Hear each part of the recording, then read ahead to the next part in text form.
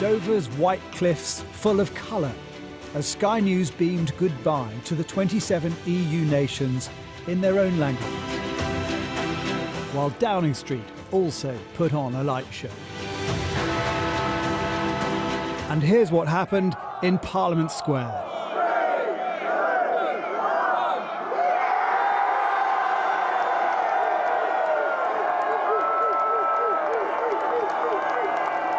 Brexiteers savoured the moment.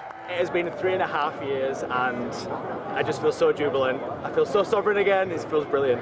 This is a fantastic day for democracy in the UK and it's amazing to be here and be part of it. We're happy to be out now because we will be able to do things what we want. We did it! And of course, one man was centre stage at the party. And there are some that say we shouldn't celebrate tonight. Well, we are going to celebrate tonight. This is the single most important moment in the modern history of our great nation. Welcome you to this saddest of occasions. But then there's the other view. In Brighton, a vigil. For these Remainers, EU departure is a tragic moment in our history. I feel now as though I've had my Europeanness taken away from me by this government. It's been like a grieving process and it felt like the fight went out of me and I just felt incredibly sad. In a televised statement, Boris Johnson acknowledged the country's mixed feelings. For many people, this is an astonishing moment of hope, a moment they thought would never come.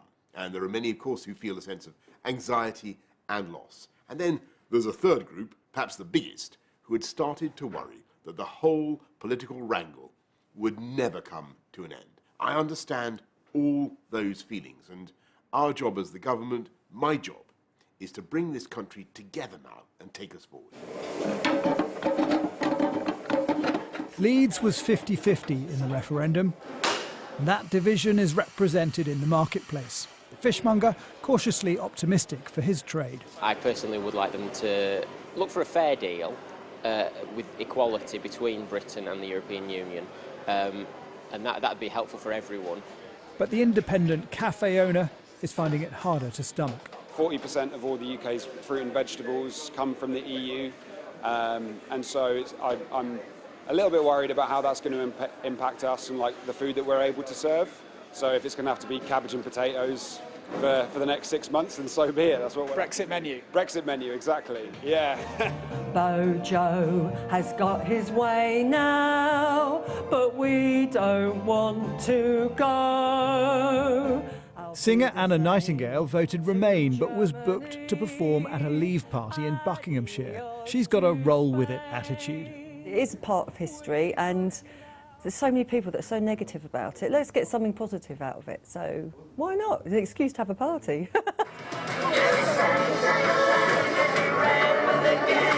But Westminster was the place for Brexiteers to party.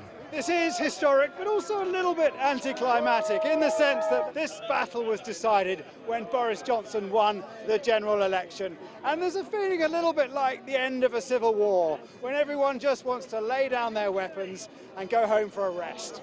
The victors have been decided, but divisions will still take time to heal. Do you think we'll stand tall after Brexit? You're asking the wrong person. And opinions will still differ on whether Britain is now standing tall or looking precarious. Jason Farrell, Sky News.